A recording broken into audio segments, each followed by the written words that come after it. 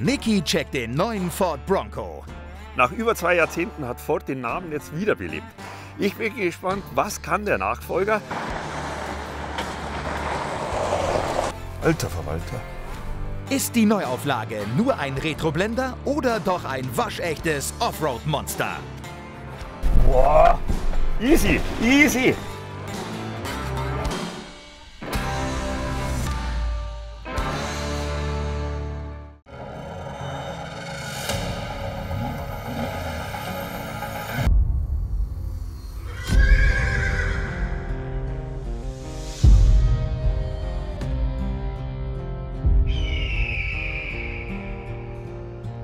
Ich bin heute im nicht ganz sonnigen und nicht ganz so warmen Kitzbühel. Aber nichtsdestotrotz, mein Outfit passt zu diesem Kollegen hier. Ford Bronco.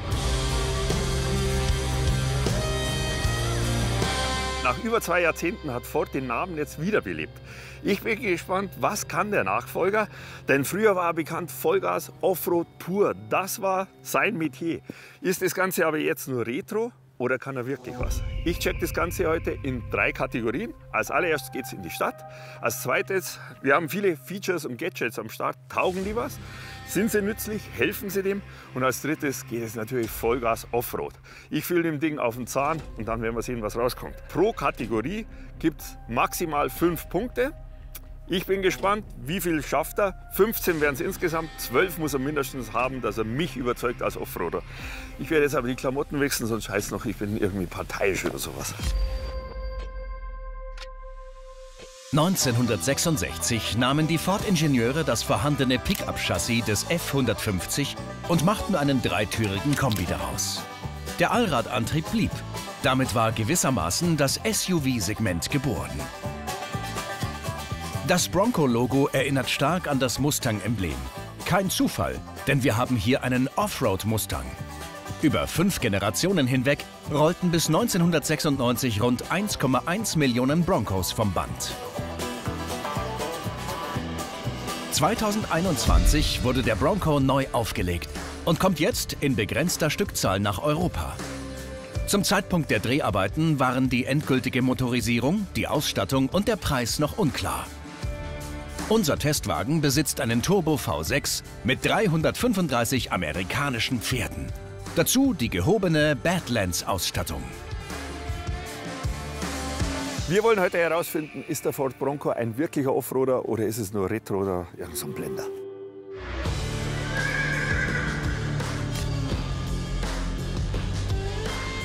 Als allererste Challenge fahren wir jetzt mal mit dem Bronco in die Stadt.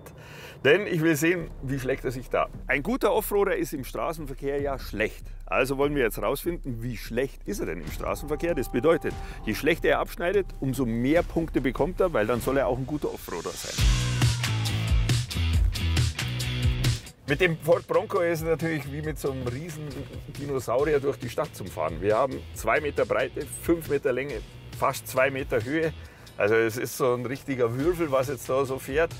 Selbst so ein VW-Bus ist schon relativ klein eigentlich. Ich glaube, das wird eine schwierige Nummer, denn hier in der Stadt, das ist ja eine Kleinstadt eigentlich. Also da sind die Straßen sehr, sehr eng, viel Gehsteig ist da und die Häuser recht nah. Viele Parkplätze wird es auch nicht geben, ein Haufen Autos. Also ich glaube jetzt mal nicht, dass das so das Metier von unserem Ford Bronco sein wird. 1,85 Meter nur. Ah, ja, das habe ich natürlich vergessen. Ich glaube, das schaue ich mir lieber mal an. Oder? Da muss ich aussteigen. Das sollte gehen. 1,85 Meter. Ist ja normal immer so ein bisschen Platz drin, aber geht das Ganze auch wirklich? Uiuiui. 1,85 Meter. Die Dachreling, es geht gut. Die Ausfahrt, ich fahre jetzt mal lieber ein bisschen mehr rechts, dass das auch wirklich klappt hier. Also ich glaube, der Großstadtdschungel bietet mehr Gefahren, als wie das ganze Offroad im Nachhinein wahrscheinlich noch bieten kann. Neben der reinen Größe machen auch noch andere Offroad-spezifische Vorteile in der Stadt Probleme. So, dann würde ich mal sagen, wir versuchen einfach hier mal zum Wenden. Es ist ja so, die Räder sind ja sehr weit außen, also haben wir einen großen Radstand. Großer Radstand bedeutet großer Wendekreis. Das Fahrzeug ist 5 Meter lang. Okay, dann heißt es kurbeln. Wir drehen hier um. Gibt's ja gar nicht. Es geht zurück. Ja, Kamera hilft schon mal. Ach Gott, super, jetzt kommt von da oben jemand. Und wieder rüber. Servolenkung tut auch seinen Job und wieder zurück. Jetzt wird es ihm dann doch mal warm hier. Und noch mal einmal zurück. Ja, also 1, 2, 3.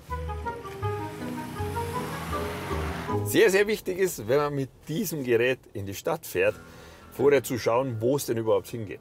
Sich verfahren, einmal geht noch, zweimal nervt, beim dritten Mal ist der Puls dann schon auf 180. Da kann es dann schon mal sein, dass einem Worte rausquillen, die man normal nicht sagt. Nein, super. Jetzt kommt auch noch ein Pferdekutscher. Der denkt sich, ja, der Idiot kann ja umdrehen. Hallo, ich bin hier mit dem Bronco unterwegs. Du hast 2 Broncos vielleicht vor dir. Servus. Sorry, ja. Der hat sicherlich beim Rückwärtsfahren noch größere Probleme. Ein weiterer Nachteil sind die großen Stollenreifen, die auf Asphalt wenig Grip bieten. Das sieht man am besten beim Beschleunigen. Es ist ehrlich komisch. Es ist nämlich das allererste Mal bei Grip, dass ich das Datenblatt studiere und finde keine Zahlen von 0 auf 100. Es gibt nichts. Also Ford oder sowas, es macht einfach niemand. Hey, ich mache es natürlich schon, ich möchte es ja wissen, denn das Ding hat über 300 PS und da muss schon was vorwärts gehen. Wie fühlt es sich wirklich an? Wie sind die Daten?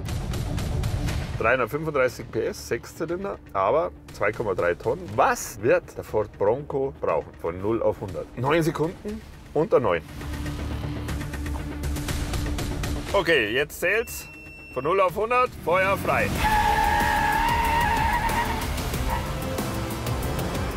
40, 50, 60, 70, 80. Es geht, 90 und gleich haben wir's. Jawohl, und auf geht's. Geil. Ich find's gut. 8,11 Sekunden. Also mit den Offroad-Reifen macht es mega Laune.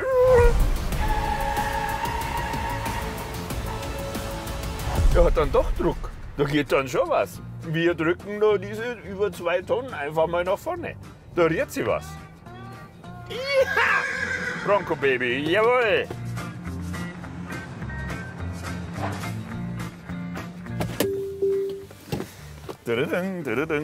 Es ist einfach unterhaltsam, genauso war meine Stadtfahrt. Sie war sehr unterhaltsam, du fährst am Anfang los, wenn dir jetzt kalt ist beim Einsteigen, dir wird schnell warm, denn die Dimension ist einfach ein Wahnsinn. Die Ausmaße sind riesig, du fährst in die Stadt, es kommen Autos entgegen, geht noch, wenn einmal ein großer Bus kommt, dann geht schon mal los, es wird schon mal warm am Nacken, du musst schauen, rechts, Übersichtlichkeit, geht es, läuft es. Ja, es ist nicht ganz so einfach und nicht so schön. Wenn wir auch noch mal zurückschauen, wir haben diese Offroad-Reifen. Dann vom Abrollgeräusch hat man sehr viel Musik, du fühlst es auch in den Händen, fast jeden einzelnen Noppen. Was natürlich beim Beschleunigen schon Probleme macht, ist beim Bremsen genauso. In Sachen Sicherheit würde ich andere Reifen aufziehen, wenn man mehr in der Stadt fährt. Dann komme ich jetzt zu meinem Resümee, wenn ich so überlege. Er hat es ja jetzt nicht wirklich besonders gut gemacht oder jetzt auch ja nicht schlecht. Es gibt ja für die Gegenpunkte. Von dem her kann ich ganz ehrlich sagen, er bekommt 3 Punkte von 5.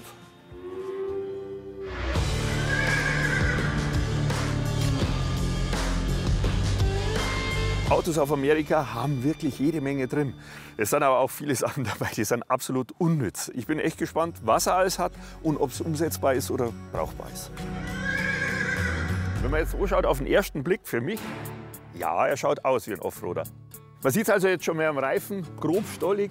Das Ganze ist einwandfrei natürlich für eben Offroad-Fahrten, aber eben auch in der Stadt hat das Ganze funktioniert. Im Offroad geht es ja darum, eben, wenn der ganze Sand, der ganze Schmodder, der macht das Profil zu und dann natürlich fährst du wie mit einem Reifen ohne Profil, du kommst nicht vor, kein gescheiter Vortrieb, so ein Reifen, der wirft sehr schnell wieder frei.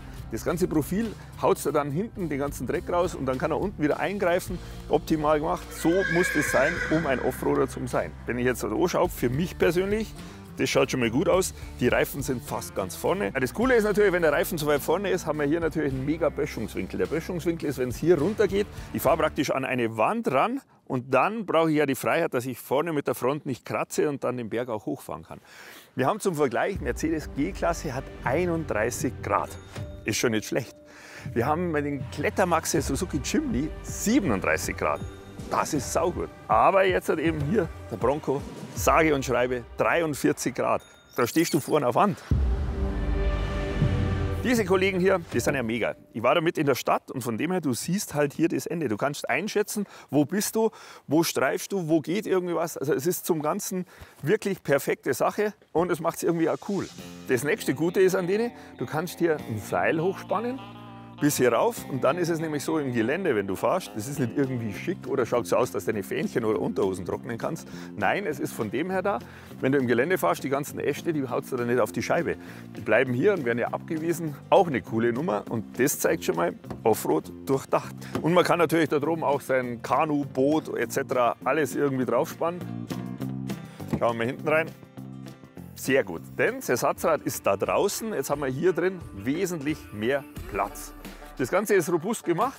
Wenn es mal wirklich ist, einfach nass rauswischen, alles funktioniert. Ja, wenn wir jetzt halt hier schauen, haben wir einen wirklich stabilen Überrollkäfig. Überrollkäfig hat natürlich die Bedeutung, wenn es doch mal übers Dach gehen würde, damit wir geschützt sind.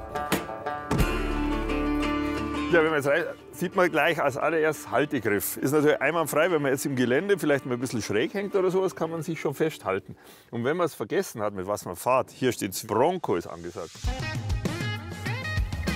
Hier natürlich wieder das Pferdchen, hier natürlich wieder das Pferdchen. Da haben wir noch mehr einen Haltegriff, genauso wie hier für einen Beifahrer, weil wenn es mal wirklich im Gelände dahin geht, dann muss man sich auch festhalten können. Gelände zeigt schon mal hier, alles robust gemacht, alles abwaschbar, die Schalter zum Beispiel wasserdicht. Das ist nämlich ja so, wenn hier wirklich mal Wasser reinspritzt, nächster Tag einfach mal wegwischen und das Ganze schaut einwandfrei aus. Wenn ich gerade so geschaut habe, da vorne haben wir, das Team wird sich freuen, für die GoPro einen Halter dran. Und wenn man dann mal länger Offroad fährt sogar, haben wir für da vorne sogar eine Stromversorgung auch noch drauf. Mit dem Goat, also dem Ziegenschalter, wählt man verschiedene Fahrprogramme für alle denkbaren Untergründe. Natürlich lassen sich die Sperren, Stabilisatoren und Antriebsoptionen auch einzeln ein- oder ausschalten. Also jetzt mal ganz ohne Käse, das hört sich wirklich mega oben. Wir können so viele Sachen zuschalten, umschalten, Differentialsperren, Stabis-Aushänger. Also Sachen, das habe ich vorher wirklich in einem Straßenauto eigentlich noch nie irgendwie gehabt. Aber ob das Ganze was taugt, das probiere ich in einer eigenen Challenge aus und dann werde ich dem Ding mal auf den Zahn fühlen, ob das nicht irgendwie wieder bloß so Schalterchen sind oder ob es auch wirklich was bringt. So, für die absolut coole Nummer, was jetzt noch kommt, mache ich schon mal das Fenster hinten runter. Ich habe mir auch noch Hilfe geholt, denn wir können für den absolut maximalen Offroad-Spaß die Türen rausbauen, das Dach abnehmen und dann haben wir mal wirklich Offroad 5000. Mario, kannst du mir mal helfen? Ford-Mitarbeiter Mario zeigt Niki an einer Tür, wie es geht. Mit etwas Übung klappt es sogar mit nur einer Person. Nur 2 Schrauben und ein Stecker verbinden die Tür mit dem Auto. So, jetzt nehmen wir sie kurz weg, schauen wir uns das Ganze an. Das schaut jetzt schon lustig aus. Ist natürlich nur erlaubt im Offroad, im Abgesperrten. Aber ich finde es geil und es ist relativ fix. Vieles lässt sich einfach abmontieren und austauschen. Und so sieht der Bronco im gestrippten Zustand aus. Die sogenannten Rohrtüren gibt's im dicken Zubehörkatalog. Also von den Features her muss ich ganz ehrlich sagen, sie sind alle toll. Also es ist jetzt nicht irgendwie so ein Schmarrn dabei, was jetzt so für uns oft immer so ist, ja, da kann man ein bisschen rumspielen, sondern dir wird geholfen. Also der Goat-Schalter, die unterschiedlichen Untergründe, dann eben halt auch die ganzen Tasten. Du kannst die Achsen sperren, du kannst die Stabis-Aushänger, also echt Sachen, was dazu spielen. Und da muss ich ganz ehrlich sagen, das finde ich echt gut. Ja, dann kommen wir jetzt natürlich zum Fazit. Ist der Ford Bronco ein richtiger Offroader in Sachen Gadgets, was er alles hat? Ja, auf jeden Fall. Er ist kein Blender, er hat alles und das ist wirklich mega durchdacht. Und deshalb gibt es in der Rubrik Gadgets und Features 5 von 5 Punkten.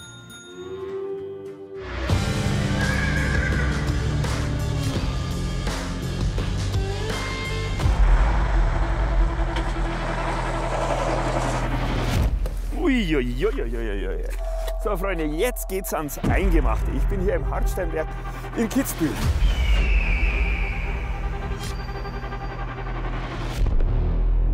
Bisher hat er einiges gezeigt, aber jetzt will ich wissen, Ist der neue Ford Bronco nur so ein Retro-Blender oder ist halt wirklich ein gescheiter Offroader?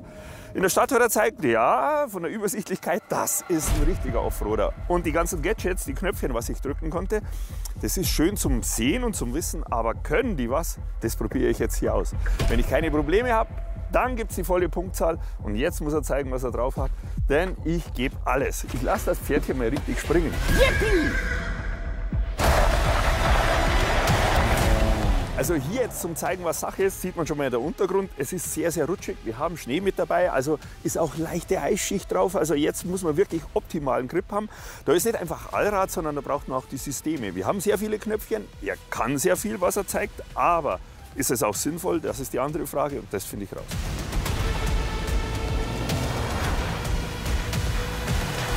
Also auf so einem Geläuf geht es natürlich nicht mit irgendwelchen Autobahnreifen. Da braucht man schon die grobstolligen, so die leichten Wellen. Man merkt, es vibriert, aber er schluckt die ganzen Wellen weg. Da geht schon mal was. Boah. Es ist schon bis jetzt sehr, sehr lustig, wobei es ja noch nicht das Schwierige ist. Aber er zeigt, er kann es. Das ist nicht Posen hier so, sondern da geht es ans Eingemachte.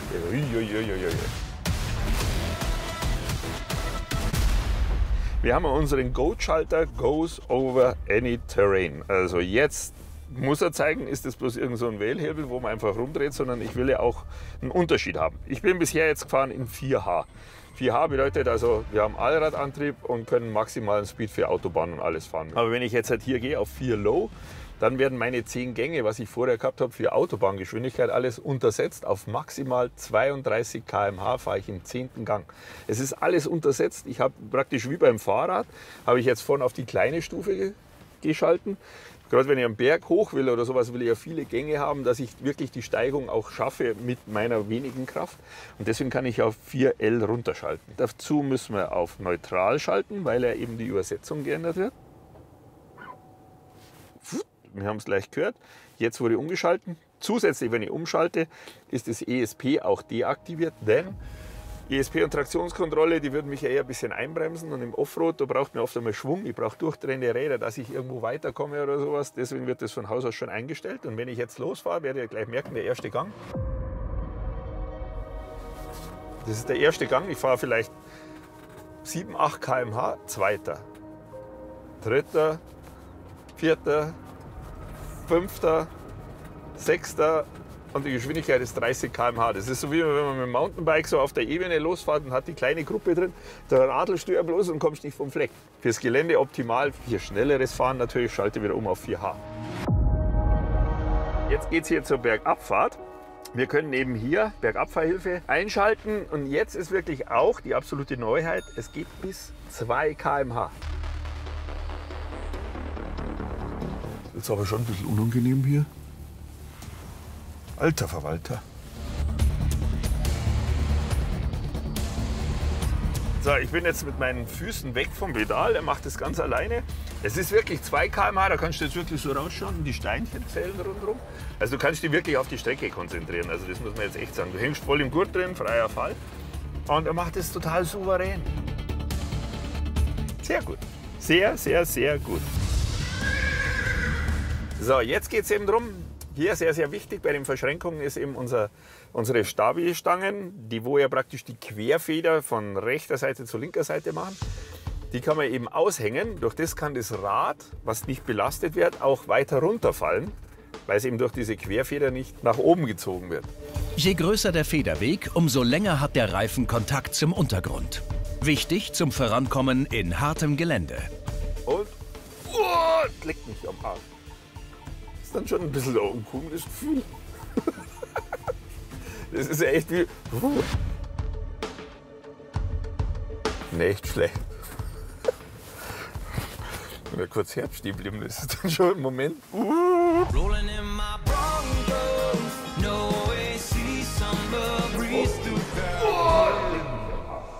Also in der Verschränkung, das ist echt ein Zeichen für einen wirklichen Offroader. Denn wir brauchen eine wahnsinnige Bodenfreiheit. All das ist hier vereint. Sehr, sehr, sehr geil. So, in der Stadt haben wir ja schon gezeigt, wie das Ganze ist, wenn man umdrehen muss. Also ich drehe hier um. Die Länge von 5 Meter hilft einem da natürlich nicht unbedingt. Ich habe einen riesigen Wendekreis. Aber wir haben ein Gadget, Ich finde es mega. Du drückst hier drauf, das hilft dir, wenn du schneller und enger umdrehen willst. Das kurveninnere Rad, in dem Fall, wenn ich jetzt nach links fahre, wird abgebremst. Ich schlage voll ein, ich gebe Gas. Das wird abgebremst, außen wird gedreht. Du drehst fast auf der Stelle, um. Das ist echt ein Kracher. Besonders in engen Offroad-Kurven kann der Trail Turn Assist beim Manövrieren helfen. Ich habe sowas vorher noch nie gesehen, denn du kannst fast auf der Stelle umdrehen und feuerfrei, weiter geht's. Absolut geil. Zeit für die finale Offroad-Challenge. Niki will den Bronco auf diesen Berg hochjagen. Nur wenn das klappt, gibt es die volle Punktzahl. So Leute, also das Ganze ist jetzt wirklich nicht ohne. Schaut euch mal das an. Es ist total lose, das ist also da, wo ich heruntergefahren bin.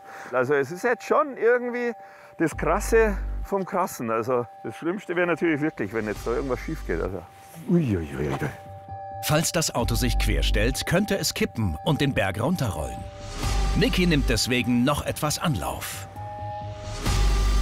Wir schalten auf D.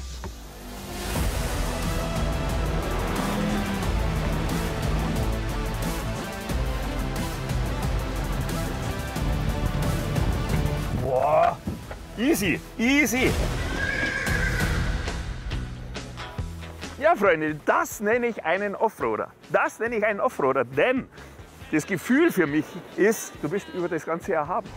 Du merkst, er gräbt sich ein in allen Ecken und Enden, zieht er einfach den ganzen Hang hoch.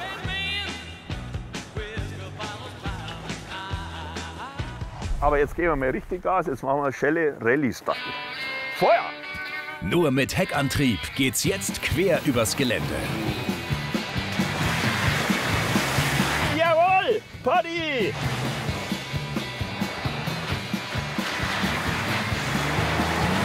Da sind Wellen drin, da denkst du, jetzt wird gleich alles auf Block gehen. Nee, er saugt die Wellen in sich auf. Geil, das ist sehr, sehr schön.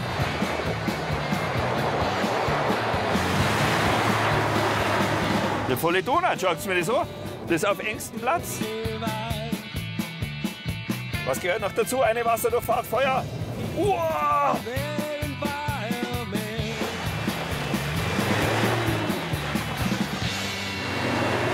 Zum Resümee kann ich sagen, für Offroad gibt es 5 von 5 Punkte. Fahrspaß, alles hat Laune gemacht und er macht das Ganze souverän, unser neuer Bronco. Jetzt kommt's Tabula Rasa, wir zählen zusammen, was gibt's an Gesamtpunkten.